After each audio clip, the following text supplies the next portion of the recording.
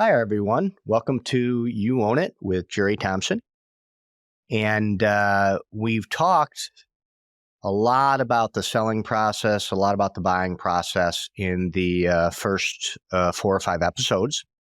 So today, what I want to do is kind of bring everybody up to speed on, so you bought a house, what happens next?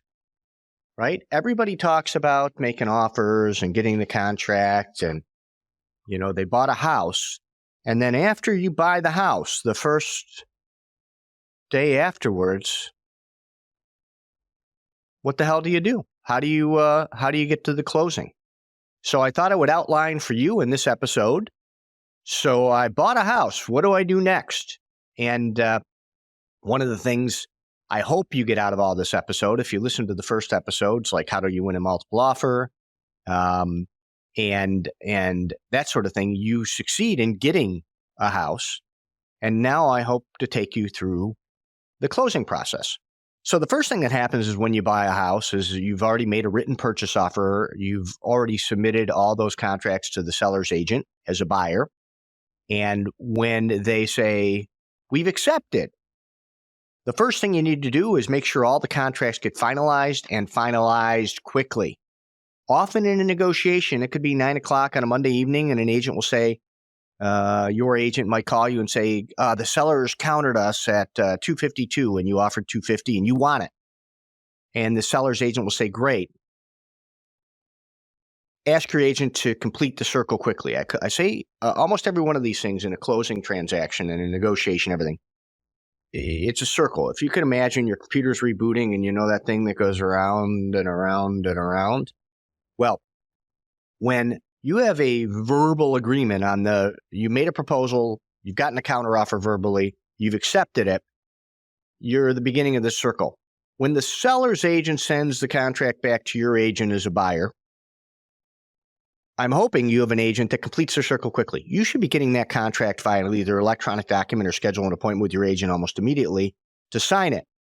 When you get the email to sign the contract, unless you're having second thoughts, don't jerk around.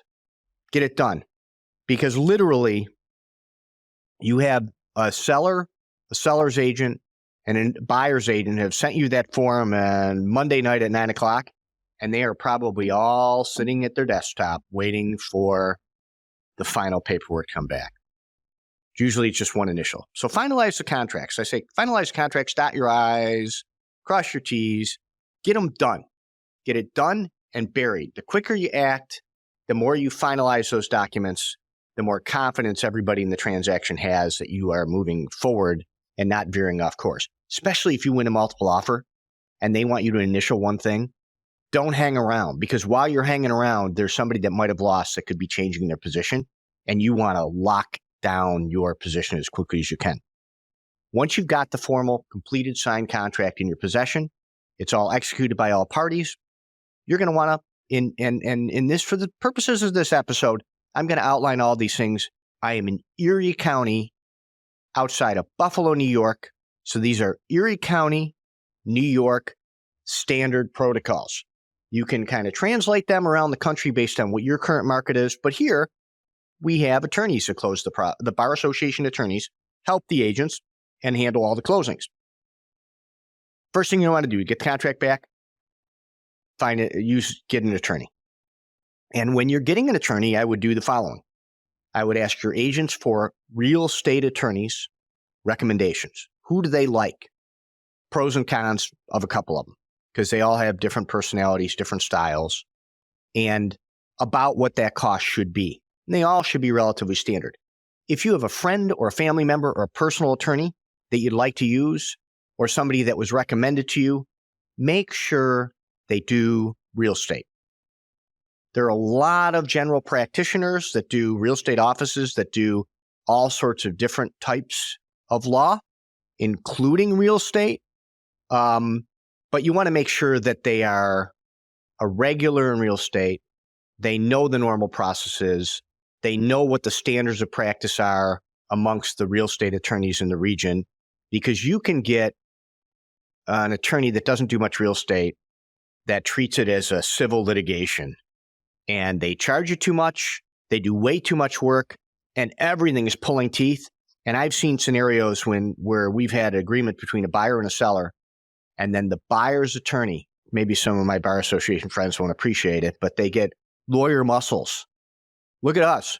They have a contract, and they have a good, clean contract, and then all of a sudden they start disapproving it over stuff that's completely irrelevant to you getting the house. And the dilemma with that is if you've just won a multiple offer with 16 other offers and you were the highest offer, you were number one out of 16 offers. If your attorney disapproves the contract over some, the way checkbox on the appliances, they don't want you to accept the appliances in the condition of the day you bought it. They want them to be over the condition of the closing. You should have a conversation with your attorney and say, is this important? Because that disapproval can cost you a house if the sellers react the wrong way. Most of the time it doesn't happen, but you want to get a regular real estate attorney that knows standards of practices, doesn't come in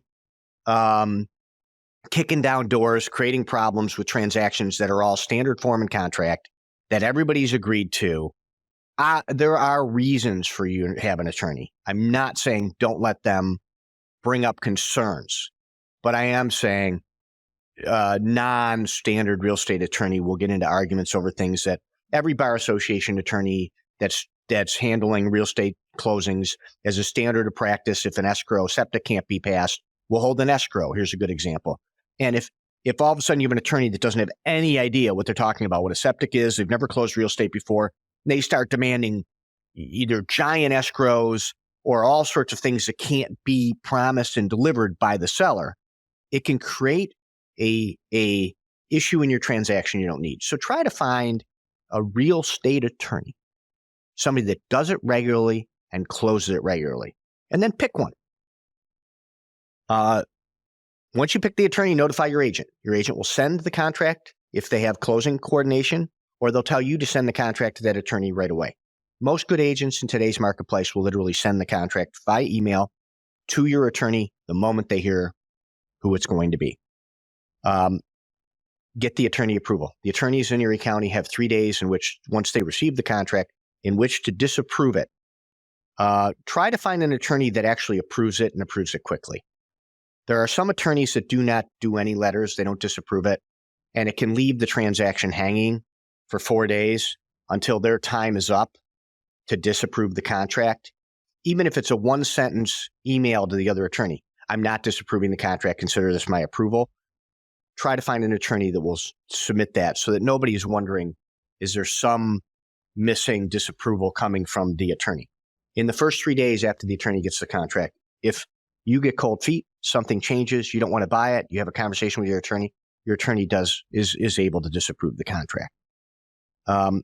After you've gotten the attorney's okay, it's time, if there are any home inspections, to schedule a home inspection. When you are scheduling the home inspection, it's just like getting an attorney in the closing. Get recommendations, ask your agent, and then decide on a inspector that comes well reviewed, is competent, that you have confidence in, you've gotten a recommendation from a trusted source, or you've gotten a recommendation from your agent that you feel comfortable. All right. Home inspectors, there are a lot of them just like agents. And they all do a very similar job. They all have licensing requirements. They have certain minimums, but there are reviews online for them, just as there are for agents. And they all have different styles, different personalities, different things they look at. And I would always ask your agent, what do you think? I'm going to use Bob.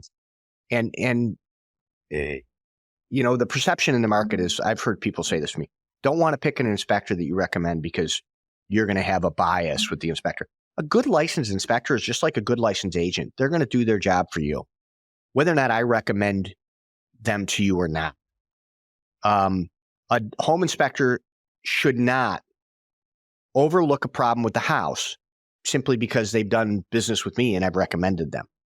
And a good agent won't recommend to you a home inspector that doesn't do a great job. I mean, I just had a scenario a couple months ago where I recommended a home inspector, and after closing, there were a couple problems that inspector should have found.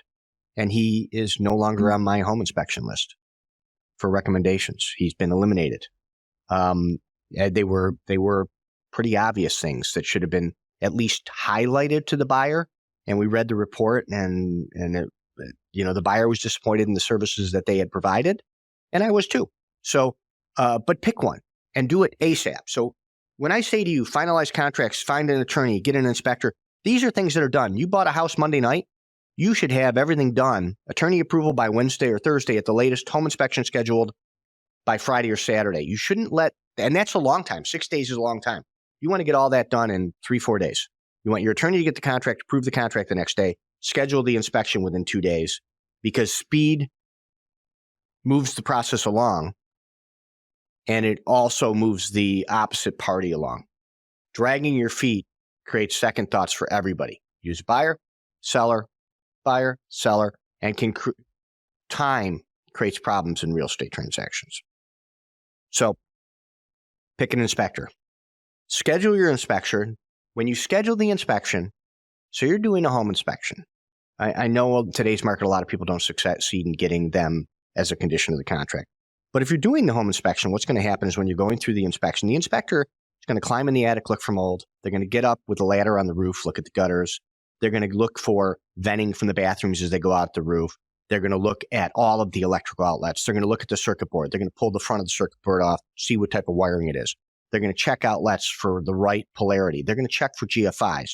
They're going to open the furnace. They're going to look at the heat exchanger in a forced air furnace. They're going to test the furnace. They're going to test the air conditioning. In the winter, they may not be able to, but right now they still, I think they can here in Erie County. It's a beautiful 65-degree day here. But when you're doing the inspection, and they're going to check the foundation, they're going to check the inside, outside, moisture, sump pump. They check everything. One of the things I find is the most important thing a buyer can do when it comes to a home inspection is attend the home inspection if you can do it.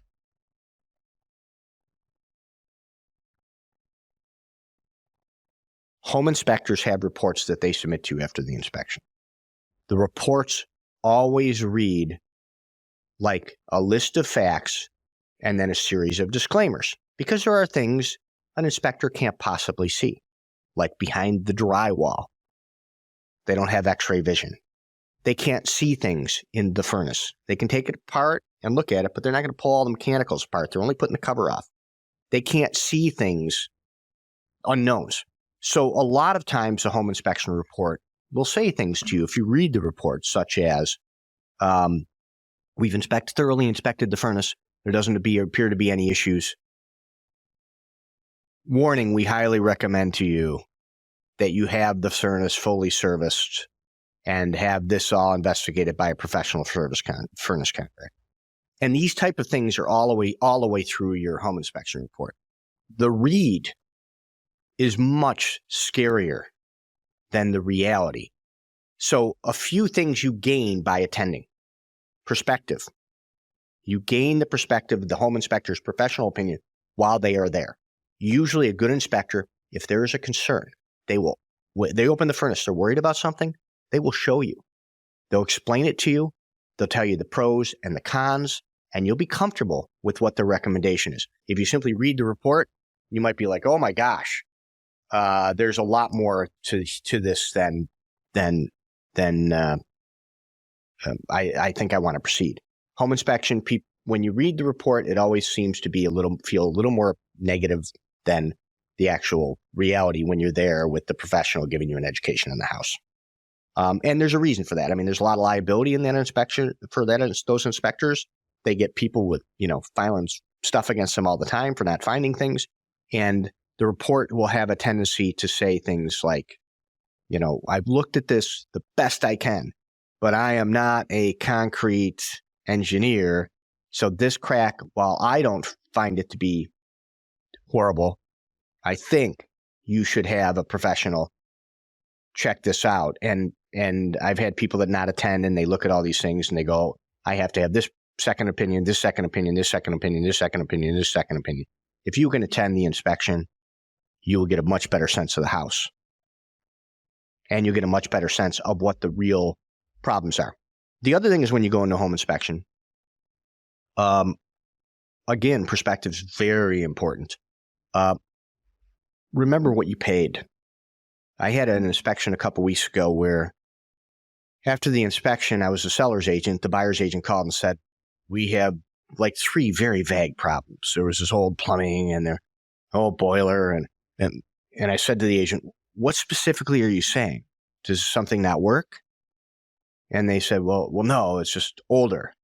And the sale price of the house was like $175,000 or something. And I said, well, it's pretty normal for a $175,000 house to have an old boiler and some old plumbing. You as a buyer, try to keep perspective. When you buy the house, remember what you're paying for the house. And remember, when you pay a low price for a house, there'll be things to do. If you pay a premium, like a new house, you should expect a little better. You buy a fixer-upper and you do an inspection, expect there to be work to be done. An inspection should not be thought of as an opportunity to renegotiate. I know there's some strategy to that, and yeah, you can do that if you want, but it should be thought of as, for what I'm paying, is this normal? And if the answer to that question is yes, then the inspection gives you an education so you can decide if, now that I have the whole picture, do I want to buy it or don't I?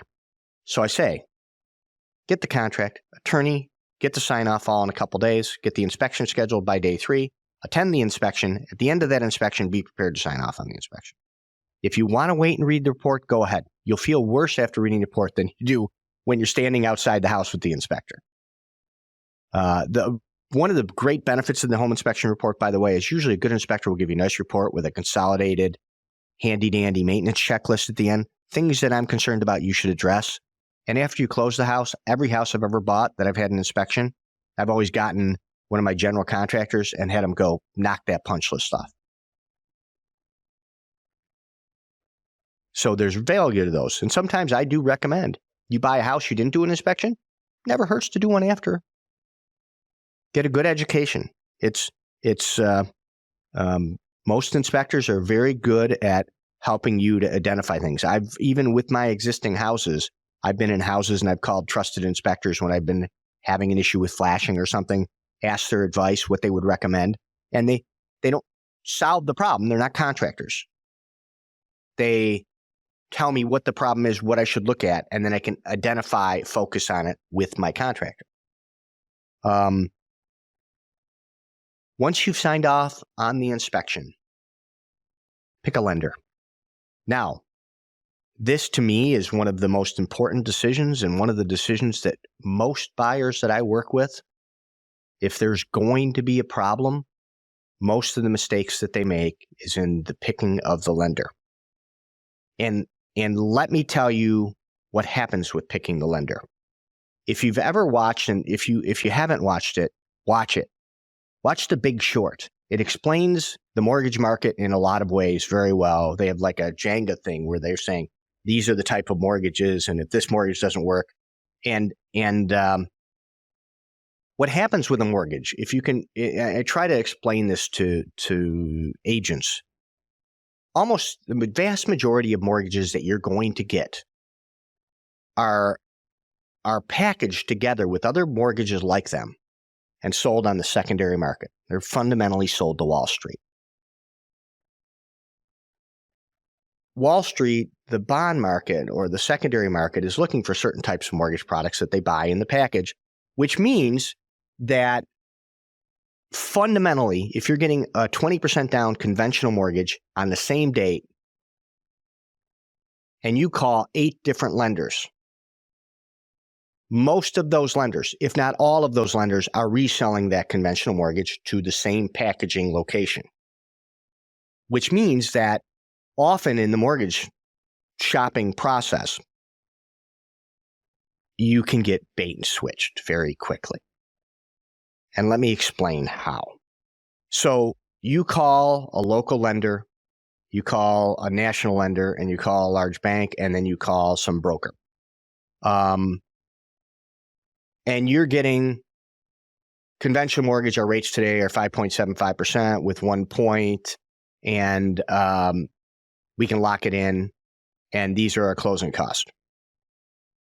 If one of those lenders isn't including something like, for example, closing costs are the costs for getting the mortgage, and some lenders will treat escrows as closing costs and others won't. When you're shopping for a mortgage, you might get a rate that stands out above everybody else, or you might get closing costs that are much lower than anybody else. Watch out. There's something missing. Because as I explained a minute ago, most of those lenders are taking the mortgage and reselling it to the same location. It's basically the same product. So maybe a better analogy would be what I call the Christmas gift analogy. If we're all getting a Nintendo for Christmas, and maybe I'm dating myself, that was a big Christmas gift when I was a kid, like the Nintendo. You got the Nintendo, it was awesome. But when Nintendo first came out, everybody I knew was getting Nintendo. And when Nintendo came, a lot of parents would do the fake box thing where you had the big box and you pull the big box out and then you get another box and you take that box out. And then you get down to the Nintendo. So the Nintendo came in one big box with a ribbon on it. The other kid got the Nintendo without even being wrapped under the tree. The other kid got the Nintendo in a small box with 4 ribbons on it. The other kid got the Nintendo with a steel safe package that was cool, that looked, yeah, it's still a Nintendo. The packaging is designed for the presentation. So when you're shopping for a mortgage, I always look at it as if you're looking for a conventional mortgage on this date from multiple lenders, they're all the same mortgage. However, the lender's presentation is the size of the box and the ribbons and the things like that. But at the end of the day, the mortgage product is very, very similar. So if you're shopping for a mortgage and everybody's similar, and then boom, somebody's 0.5% lower than everybody else, watch out, because it normally means what they're doing is they're doing, I'm going to give you 0.5% lower. They're charging you extra basis points. And then they're hiding that by not including prepaid interest in your closing costs to make it seem like their closing costs are apples to apples. Or they are giving you a lower rate and it's got a 30-day rate lock. Well, you're not closing for 60 days. So when you're picking a lender, if you want to shop for rate, I always say do the following. Ask your agent for 3 or 4 trusted lenders. These are lenders locally they've dealt with that you know that you won't end up in a scenario where you go to apply with a lender that doesn't deliver what they promised. And then it doesn't ever end up being just that. They don't deliver what they promised. And then they're always a struggle in the underwriting.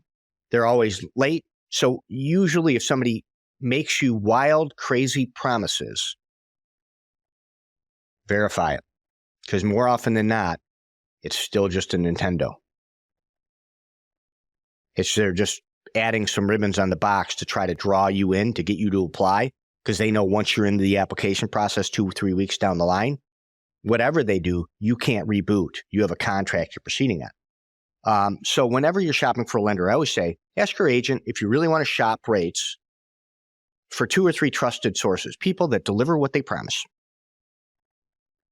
Get a very specific idea what they think the rates are that day, and ask them for a breakdown of their closing cost and their escrows. And ask them if that rate could be locked in for the time frame beyond what your close date is in your contract.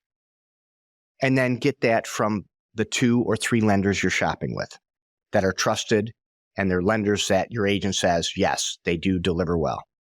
The biggest mistake often that I end up finding is a buyer that's got a great local lender with a great pre-approval and a good rate and a good product, which is the product, same product as everybody else. It's a Nintendo.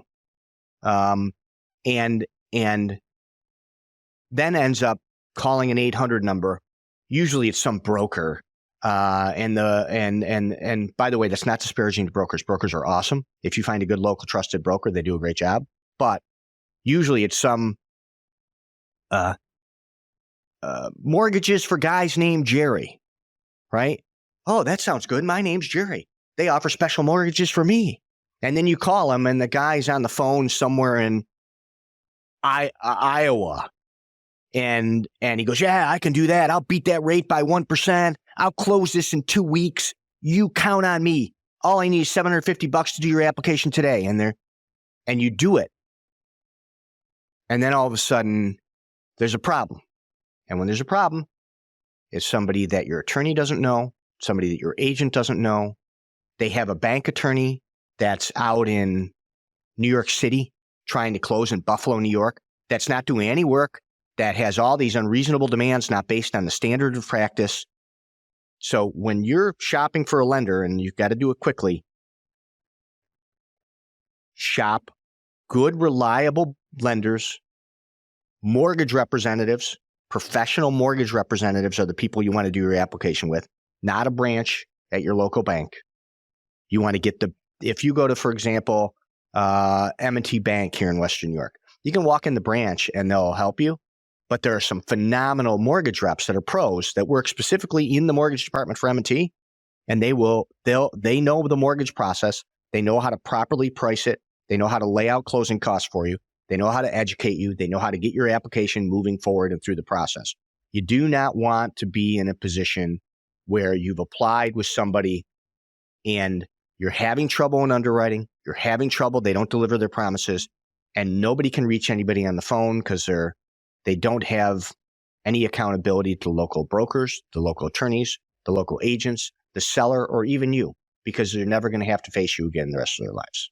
So try to find somebody that does mortgage business in the region and ask your agent for recommendations. They're reviewed online as well. You know, I often recommend Premium Mortgage, who does a fantastic job in Western New York. I have reps at other lenders, Community Bank, Anthony Rehos, I was on his podcast a week ago, does a great job from a servicing perspective. John Appleby's a mortgage broker, does a great job with, I think, Business Mortgage Solutions.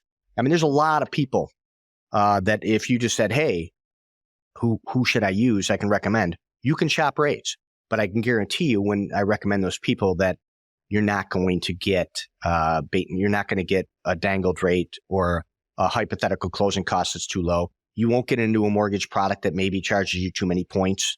The other thing I'll warn people, if you are slightly credit impaired or your income to debt ratios, or you're a little bit challenged in getting a mortgage, be particularly cautious because you're vulnerable to used to be predatory lending, where people will overcharge you for things that you might be able to get another product on. It's happening a little less and less now that they've put a little more restrictions to it, but it still can happen. So pick a mortgage company and apply for that mortgage. Once you've applied for the mortgage, do everything that the mortgage rep apply, be committed, and everything that mortgage rep needs, the moment they email you, respond to it immediately back. Mortgage, ask, respond. Ask, I need your tax forms, respond. I need your verification of employment, respond. I need a copy of your pay stub, respond. Be on top of everything. Do not let it drift, because in your contract, there'll be a date to get the mortgage commitment. Once the lender has gotten everything in the order the appraisal immediately too. This is another pet peeve of mine in the mortgage market. When you sign a contract to purchase a house, let's say you sign a contract today, November 3rd, and you want to close January 3rd. You have a commitment date in your contract. Let's say it says it's December 5th. There are some lenders, a lot less than used to be, that will tell you, we'll wait until you're approved before we order your appraisal. The appraisal is where they determine the value of the house. Well, that's problematic in Erie County, because if they don't approve you till December 1st and your commitment is due December 3rd, they can spit out a commitment, which is the written document that the lender's providing you that they are definitely going to loan you the money. It's above and beyond the pre-approval. If it is subject to an appraisal, it is not a valid contract or not a valid commitment And that contract, if you don't have the appraisal completed by the commitment date, becomes cancelable by either party. The appraisal should be ordered when you apply for the mortgage.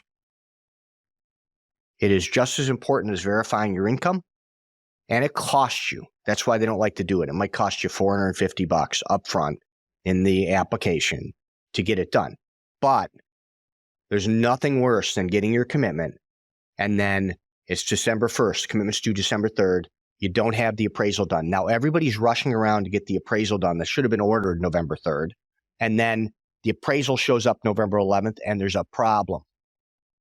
Or now the seller's saying, I'm not sure I want to hang in there with you anymore because you're not proceeding at the pace that is necessary. Order the appraisal right away when you apply for the mortgage. Get the commitment letter, not subject to the appraisal. The commitment letter will be issued. The lender will get it to you. I always say when you get the commitment letter, there'll be a series of conditions, things that the lender still needs to close. They'll need a homeowner's insurance binder. They'll need to verify that you're still employed a week before closing. They may need to verify that you're somebody of a similar name that had a poor credit in Texas. They may want an affidavit saying you're not that person, right? There's weird stuff. They may want a letter from you saying that my favorite example is when I bought my first house, my wife was a pharmacist at Walmart, and they issued the checks out of Arkansas, even though she worked in Springville. And at the time, we had to send a letter signed by her, explaining that she does work in Springville, even though the checks are issued out of Bentonville, Arkansas. Right? So that's the type of stuff you deal with when you're applying for a mortgage. When you are doing this work for that mortgage lender, be very helpful to the underwriter and the processor. They are not trying to make your lives difficult. They have a checklist to meet to be able to sell the mortgage. It's got to fit in the box. It's got the Nintendo, which is the mortgage. It's got to fit in the box. Make sure that when they're asking you for details, all they're trying to do is outline the dimensions that it fits, and they're looking at a checklist. And if they have a question on the checklist and it sounds redundant and ridiculous to you, provide it. And you might have to provide it 2 or 3 times. If you've dealt with a local trusted lender that your agent knows and there's some frustration brewing because you don't feel like they're getting documents you're sending or they're not reviewing it the right way or there's a problem, call your agent. Usually if it's a local lender, I know the representative. I've done business with them sometimes for 20, 30 years. And if there's something that we're stuck on with the processor, it's very easy for me to make a phone call and to ask the person that took the application, who's a professional to put the package together, to go down the hall, talk to the underwriting department, take a look at it, and really clearly define what we're missing and solve it. Remember, during this whole process, at any time, if you're working with a good qualified buyer's agent and you're listening to their recommendations, they will be able to intervene and help you. You're struggling getting an attorney approval and you listen to their recommendations. Oftentimes, many of the normal real estate closing attorneys, I can pick up the phone and most of the time they will answer the call. And they'll say, hey, what's going on, Jared? And I'll tell them we need an approval. We're worried about something. Or, hey, you objected to this thing. It's causing a problem with the seller. How can you and I solve it together? Most of them we get it done instantly. Same thing with the lender. Hey, my buyer has applied and your underwriter has asked for this document 3 times. They've sent it twice and they are asking again for a similar document. Why? Can you look at that? And sometimes they call back and go, you know something? It got misplaced. Or other times they'll say, oh, hey, I'll tell you what they're looking for. You keep sending document A, but they need the second page of that. And if you deal with the team that your broker recommends or people that they recommend, and by the way, don't ever be bashful. If you like, ask with attorneys, I always say ask, for people a list of 2 or 3 and ask them what the agents, because all the attorneys have different personalities, different styles. They work a certain way. Some call people back at the end of the day. Some people call them in the morning. Some you deal with their paralegal who can be phenomenal. Some you like to email. If you're an email person, I might say to you, this attorney emails all the time. You'll get emails at 8 o'clock at night. They're great This is same thing with lender. Pick something that's suited to how you like to work. Right? If you like to work quick and get things done right away, which is what you're buying a house, do it right away. Try to find people that respond right away. This is not, especially when it comes to the attorneys or even the lenders, this is not a litigation where if you've ever been, in any sort of litigation in Erie County, in Buffalo, New York, your attorney will send a letter and there may not be a response for a month. That's not how real estate closings work. Attorney sends something, there's a problem, the other attorney needs to respond. Because the problem does not go away over 3, 4, 5, 6, 7, 8, 9 days. It often, I had one great one last week. Here's a perfect example. Had a house, everybody agreed on the closing date. Buyer and seller agreed on the closing date. The buyer's attorney changed it in their approval without talking to their buyer. And I called the seller and said, well, the closing date's changed. The seller said, I can't do that. And it was a multiple offer. So I called the buyer's agent and said, is there a reason that the buyer's attorney changed the date? And the buyer's agent said, no idea why they changed the date.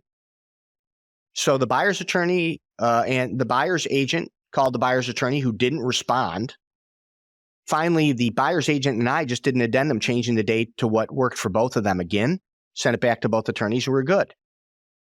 So you find somebody suited to your personality, listens to you, and does what you want. Same thing with lenders, same thing with home inspectors. Once you get the commitment letter, go through the conditions. Call your lender. You should have somebody there that you can call. Say, I've got this conditions. When you get the commitment, there's always a list of conditions that are scarier than what's already been underwritten. Meaning there might be 42 conditions. Sometimes a lot of those conditions are just lender conditions. They're not things you need to provide. So I always recommend, especially if you're dealing with a local, good rep, you get the mortgage commitment with the conditions. You have things that you need to do in those conditions. Homeowner's insurance binder is always one of the conditions.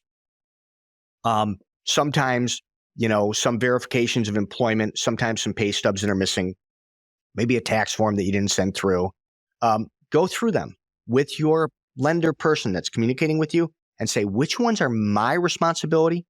Which ones are the bank attorney's responsibility? And which ones are your responsibility? And highlight yours and get yours done. Because once you've got the commitment letter, I always say in a real estate transaction, there's 2 levels going on. There's the stuff above water, which is what you need to do that you see. The seller's moving, you're doing your commitment issues. And then there's the underwater stuff going on. That's going on between the 3 attorneys in the transaction. There is a seller's attorney. There is your attorney. There's the bank attorney. During the time that you're issuing, once the commitment comes in, and you're going through lender conditions, the attorneys are doing something as well. And you're not normally privy to this going on.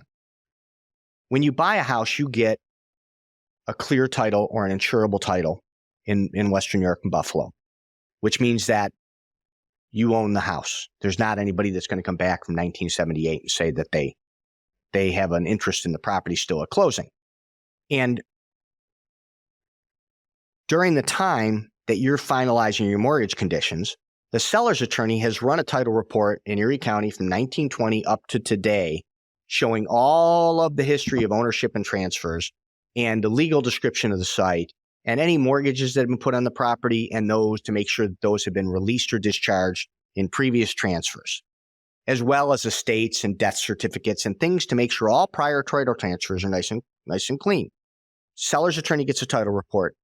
They send it off to your attorney, who then sends it to a title company to review on your behalf.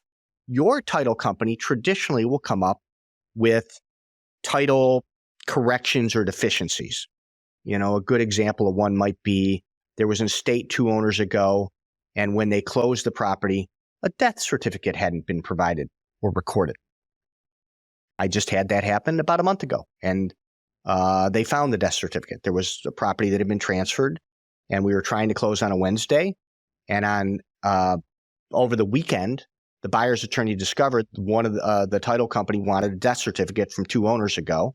And on Monday, both attorneys made a couple phone calls. One of them got the death certificate, delivered it to the title company, who then cleared title and is still closed on Wednesday. But your attorney will get the title and they will get the survey. The survey will show what you're buying. It's a picture. It'll show if there's any encroachments, a fence, a driveway, a neighbor's shed is a foot on your property, for example. They will review the title. They will clear the title. And then they will send it to the bank attorney, who then will review it to make sure that it's adequate by their standards to place the mortgage on the title. That is kind of the underwater thing. If you picture a submarine and a ship traveling at the same time, they have to finish at the same time, which is the closing. And that's what's going on. There are things that occur in your transaction in the closing with the title or the survey that can cause problems. And I want to stress, when these type of things occur, make sure you include your agent in the conversation. And I'll give you a very specific example as to why. I had a transaction in Holland. I'll never forget this. Maybe 15 years ago. And we sold a house, and it had about 30 acres and a big barn that sat at the road. And the house was sold. When the survey was done, it was staked and marked. The surveyor was hired by the seller's law firm, who shall remain nameless for their own benefit in this transaction. And the neighbor called me and said, "Your surveyor's wrong. You got the stakes. They're 30 feet. They're wrong. They're off 30 feet. And I said, "Well, surveyors are never wrong." And I called the seller's attorney to tell him the neighbor was complaining about it. And they said, "Oh, the surveyor's never wrong." Seller's attorney got the survey back, and the barn at the road was not on the property according to the survey. It's a big barn, 2-story barn. It was a beautiful barn. It's not on the property. And I said, "Maybe the survey's wrong." Seller's attorney said, No, it's never wrong. My surveyor knows what he's doing, not wrong." And the transaction fell through. We resold it again. And we asked the surveyor to relook at it during the transaction. And during the transaction, the closing, same problem came up. And I said, "Hey, attorney, we know this is a problem. We got to solve it. How are we going to solve it?" They said, "Well, we did solve it. We had them readjust the survey, but the barn is now not on the property. It's on the road easement. So that's a real problem now." And I said, "Are you sure your surveyor's right?" "Oh, my surveyor's right. My surveyor's right. My surveyor's never wrong." So finally, I called the head of real estate at the law firm. And I said, "This buyer wants to buy the property. This is an unusual survey circumstance. I don't know how we're going to solve this. What are we going to do? I'm not sure. The neighbor tells me we're wrong with the survey. I think there might be an issue." And the attorney said, "Well, let me get some paperwork and I'll send it over to you, send it over to me, and we'll take a look at it." And surveyors are running off of for lack of a better description, a written diagram of the lot. The survey starts 120 feet from this intersection. It goes another 400 feet south, then 800 feet east, back 400 feet north, then 800 feet west. I'm not sure, by the way, I know my north is usually top, south is normally this. So ignore all that. If you can see me and my arms waving around, my arms do not correlate with direction.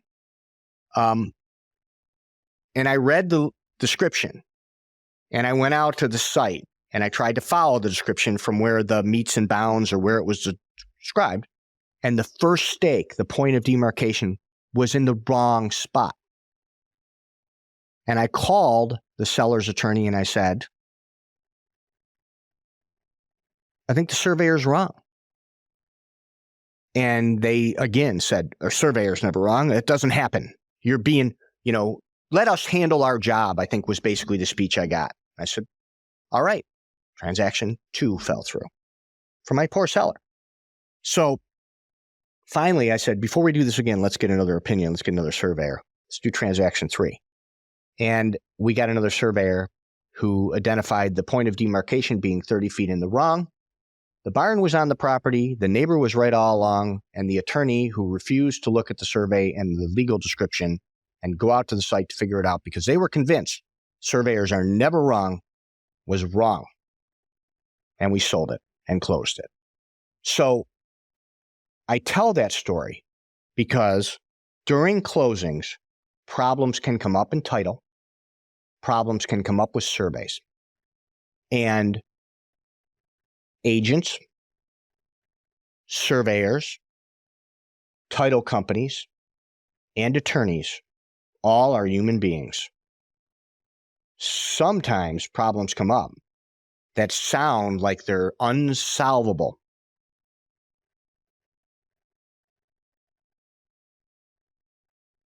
But don't quit on them.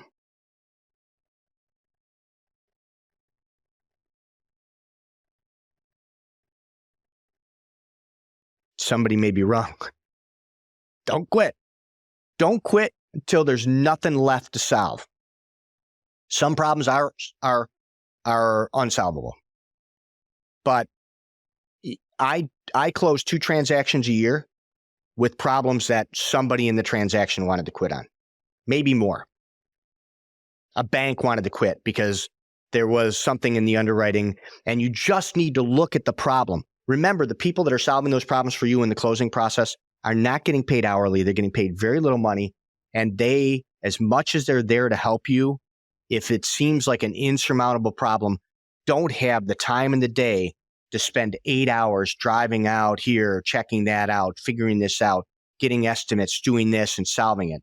That's where your agent should come in. So if there's a problem that you get called on during this underwater stuff, your attorney calls you and says, we've got a big problem with the title, call your agent so that the agent can be involved in a conversation with the attorney, maybe talk to the client. Maybe there's something that they're concerned about as a big problem, but the client has a document that will solve it. Seller's client, if you're the buyer, seller, whatever that is, but communicate with all the parties and do not assume just because one party says unsolvable, that it's unsolvable until somebody that can speak the language of the real estate transaction besides that individual party translates it, has a conversation, sometimes an argument. I've had people in closing processes that could not see the forest through the trees. And we've had to change direction, but still closed it. Most of the time, though, if you followed your agent's recommendations at the beginning, you found a great closing attorney, you found a good local lender, these insurmountable problems come up, your agent has a good relationship with the lender and the attorney, they're not insurmountable or solvable. After all this stuff gets solved, bank attorney, seller's attorney, buyer attorney, all agree, we're on the same page, we're going to get this done. You get what's called a clear to close. Clear to close is issuance from the lender that we are ready to give you the money. They will also usually send you a financial disclosure, an estimate of closing costs, which is required to be signed, depending on the lender, 3 to 7 days before you actually get the money. When you get that, if you get that electronically, sign it immediately. It will then issue that documentation information to your attorney saying, we are ready to close. Bank attorney can schedule, pick a date. Call your attorney, pick a date with your attorney and their seller's attorney that is mutually agreeable with all parties that the bank attorney can make, schedule that date. As soon as you get that date, contact your real estate agent. Say, I'm closing. Often the last one to know the closing date is the agent because it's scheduled between the attorneys. I'm closing next Tuesday at 2:00. Your agent should then schedule, this is a very important part of the closing process, do not forget this, schedule a final walkthrough. The final walkthrough usually should occur the day before for several reasons. One, to make sure everything in the condition of the property is exactly the same as when you bought it.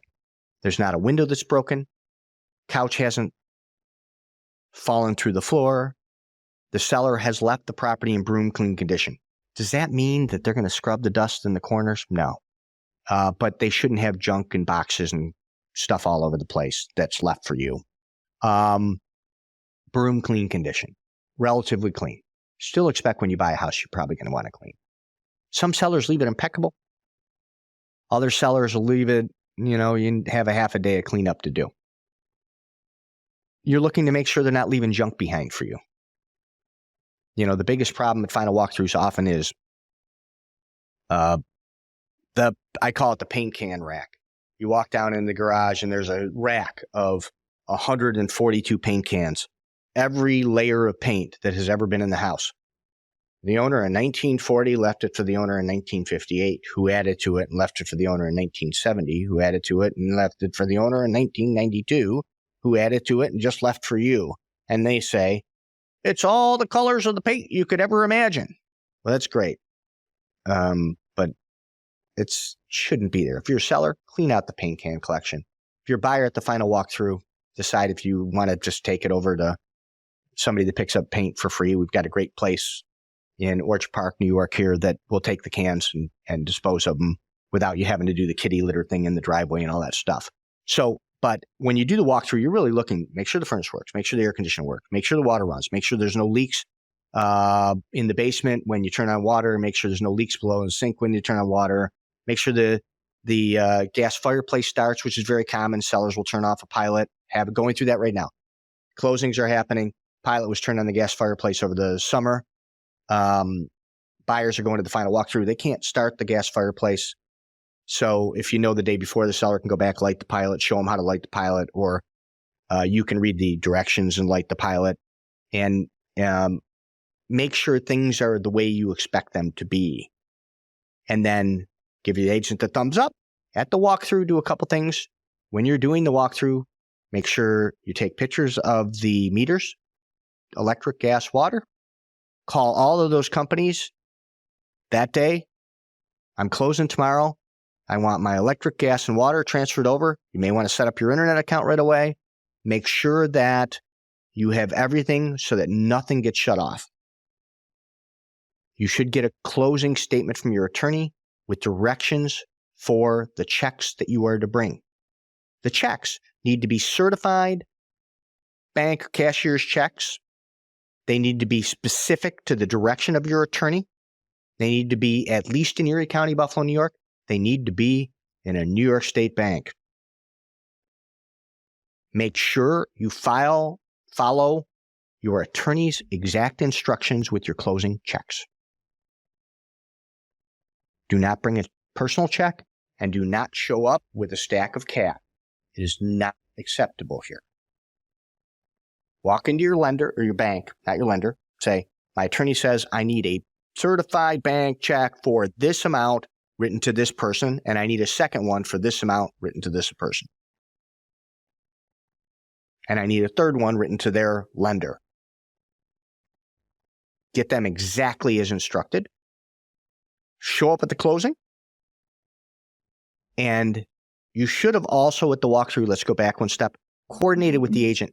How am I going to get the keys when I own it?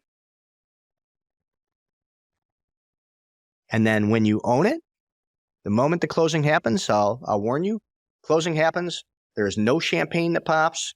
There is no, the heavens don't open with the beam of sunlight doesn't hit you. Attorney looks at you and goes, congratulations, you got the house.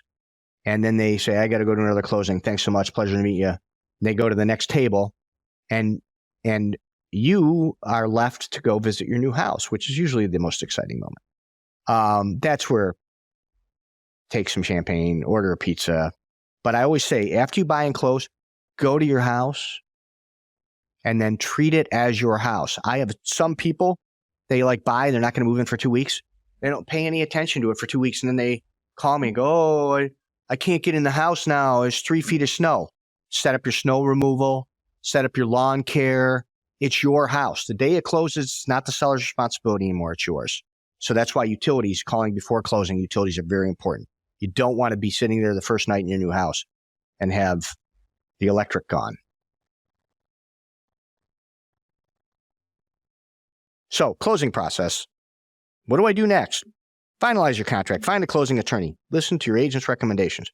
Find a reputable lender. Remember, All loans traditionally are the similar gift in different packages.